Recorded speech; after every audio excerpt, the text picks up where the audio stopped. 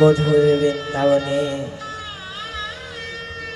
আর গোকর্ণ তিনি চলে গিয়েছে তীর্থধামে। ধুন্ধকারী নিজের মার সামনে দাঁড়িয়ে বলছেন কি, মা আপনি আমাকে টাকা দিন। ধুন্ধুলি বলছেন কি, আমার কাছে টাকা নেই, আমার কাছে টাকা নেই। ধুন্ধকারী ছুটে যেয়ে চুলোটাকে একখানা কার্ডবোর্ড করে বলছেন কি, মা আপনি আমাকে টাকা দেন, তো এই লাঠি দিয়ে টাকা বোর করবো, তো এই লাঠি দিয়ে টাকা বোর করবো।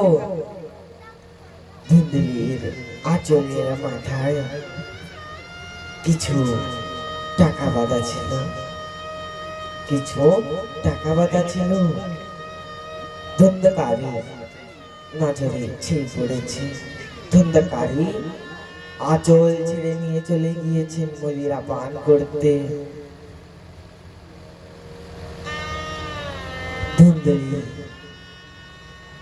রাতের বেলায় এক কুয়োর সামনে দাঁড়িয়ে বলছেন কি, জানি না আমার স্বামী কোথায় চলে গিয়েছে, আর বাড়ি ফিরছে না। আমার স্বামী তো জানেই না আমি ওই ফল পাইনি। যদি ওই ফল পাতাম তাহলে গোকর্ণর মতন একটি সন্তান পেতাম, গোকর্ণর মতন একটি সন্তান পেতাম। বলছেন হে শ্রী গোবিন্দ, এ নারায়ণ, আমার এই ধরাধামে যদি আবার মানব জন্ম হয় তাহলে আপনি কে আমার স্বামী রূপে দেবেন, আর গোকর্ণর মতন এক সন্তান আমার কোলে দেবেন, আমার কোলে দেবেন। এ বলে কুয়োতে ঝাঁপ দিলেন আর মৃত্যুকে গ্রহণ করলেন। ধুন্ধুকারী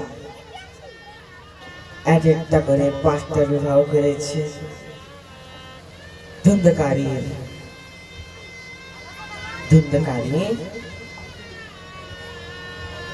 রাতের বেলায় চুরি করতে যেতেন আর দিনের বেলায় ঘুমাতেন।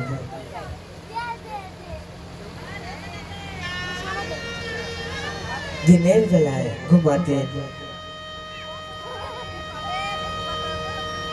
পঞ্চম স্ত্রী একত্র হয়ে চিন্তন করছেন কি,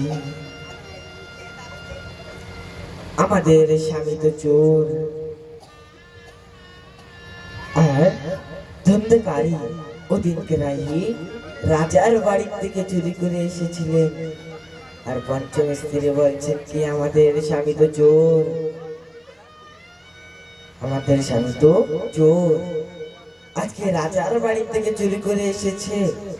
যদি রাজা মশাই জানতে পারে তাহলে তো আমাদের স্বামীকে গরদান দেবে, আমাদের স্বামীকে তো গরদান দেবে। কেননা আমরা পঞ্চম স্ত্রী মিলে আমাদের স্বামীকে মৃত্যুকে গ্রহণ করাই দিই, আমরা মৃত্যুকে গ্রহণ করাই দিই। পঞ্চম স্ত্রী চলে গিয়েছে সেই কক্ষে, সেই ঘরে।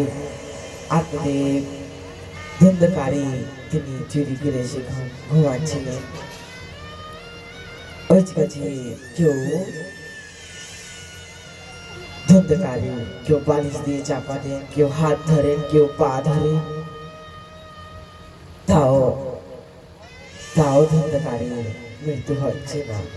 একজন স্ত্রী ছুটে যেয়ে রান্নাঘরের থেকে জ্বলতে হয়ে কয়লা এনে ধুন্ধুকারীর মুখে তুলে ধরেন, অনেক যন্ত্রণা দিয়ে, অনেক বেদনা দিয়ে ধুন্ধুকারীর মৃত্যুকে ধারণ করেন। আর পঞ্চম স্ত্রী বলছেন কি জানে, বলছেন কি, যদি আমাদের গ্রামবাসী যদি শুনে কি তোমাদের স্বামী কোথায় গিয়েছে, আমরা পঞ্চম স্ত্রী বলবো আমাদের স্বামী বেড়ে কামে গিয়েছে, 1 বছর পরে আসবে।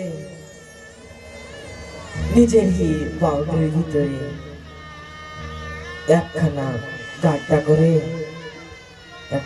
গাড্ডা করে ওখানে ধন্দকারীকে রেখে দিয়েছে।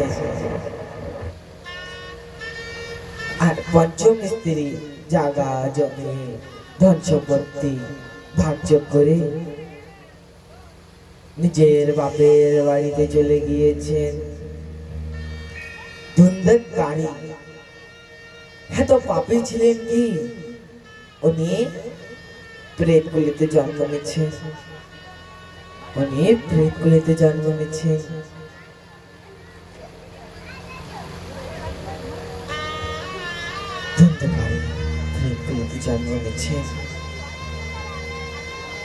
গোকর্ণ মহারাজ তিনি জানতে পারলেন কি ধন্দকারীর মৃত্যু হয়েছে। গোকর্ণ তিনি পিণ্ড দান করেছেন, শ্রাদ্ধ করেছেন, তাও ওই প্রেতের মুক্তি নাই।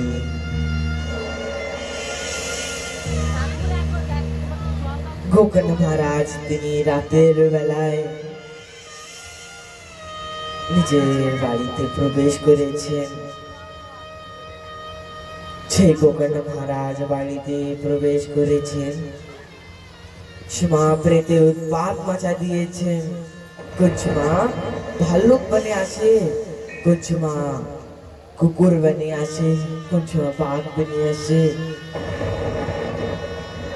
और गोकर्ण महाराज তিনি মনে মনে চিন্তন করছেন কি এ তো কোনো মানব না, এ তো কোনো দানব না, এই যে তো বিশেষ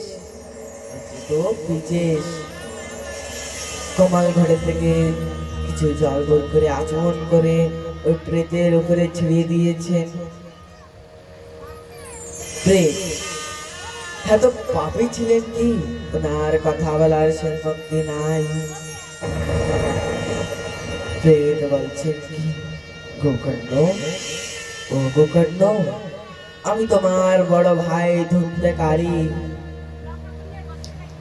আমি একটা করে 5টা বিবাহ করেছি, আর পঞ্চম স্ত্রী মিলে আমার বেদকে ঘরণ করে দিয়েছে। গোকর্ণ মহারাজ তিনি বলেন কি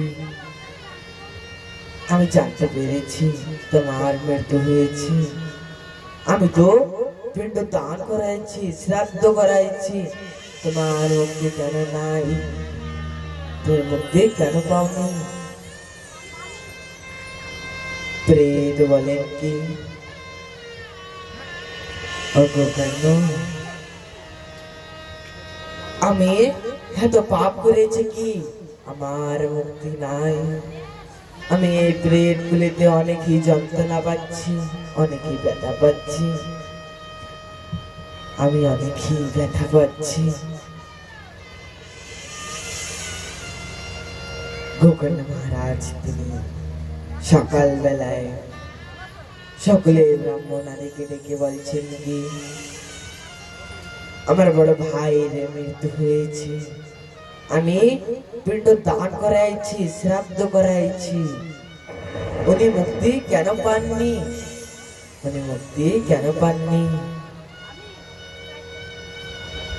সকলে ব্রাহ্মণ আদিতে বলেন কি পিণ্ড দান আর শ্রাদ্ধর পরে তো আর কিছু থাকে না, এ বলে সকলে চলে যাচ্ছেন।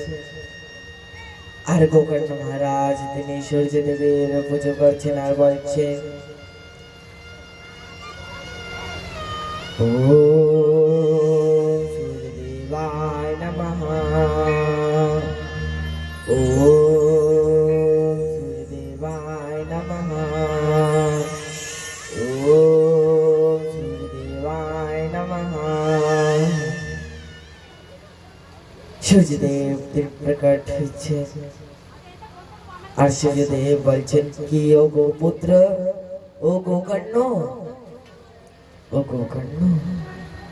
তুমি আমার পুজো করেছো, তুমি বলো তুমি কি চাই? 2 হাত জোর করে বলেন কি গোকর্ণ মহারাজ দুই হাত জোর করে বলেন কি, সূর্যদেব, আমার বড় ভাই আমি পিণ্ড দান করাইছি, শ্রাদ্ধ করাইছি, উনি মুক্তি কেন পাননি? আপনি আমাকে উপায় বলেন, আমি কি করব? সূর্যদেব কিছু সময় চিন্তন করে বলছেন কি, ও গোপুত্র, ও গোকর্ণ, তুমি সপ্তম দিনের শ্রীমদ ভাগবত কথা রাখো, সপ্তম দিনের শ্রীমদ ভাগবত কথা রাখো, আর ওই প্রেমকে সপ্তম দিনটা শ্রীমদ ভাগবত কথা শ্রবণ করাবে। তুমি সপ্তম দিনের তার শ্রীমদ ভাগবত কথা শ্রবণ করাবে। দুই হাত জোর করে বলছেন কি গোকর্ণ মহারাজ, সূর্যদেব আপনার কোটি কোটি ধন্যবাদ। গোকর্ণ মহারাজ তিনি সকলে গ্রামবাসীকে ডেকে সপ্তম দিনের শ্রীমদ ভাগবত কথা রেখেছে, সপ্তম দিনের শ্রীমদ ভাগবত কথা রেখেছে। সামনে এক সাত কাঠের পাশে রেখেছে, আর এই প্রেত বায়ু বাইরে ওখানে স্থান নিয়েছে, ওখানে স্থান নিচ্ছে এক একটা দিন করে। সেই ব্যাসপীঠে গোকর্ণ মহারাজ তিনি ওখানে স্থান নিয়েছেন, ওখানে বিরাজমান হলেন, আর প্রেত ওখানে স্থান নিচ্ছে। এক একটা দিন করে এক একটা কাঠ ফাটতে ফাটতে সপ্তম দিনে 7টা কাঠ ফেটে গিয়েছে, 7টা কাঠ ফেটে গিয়েছে।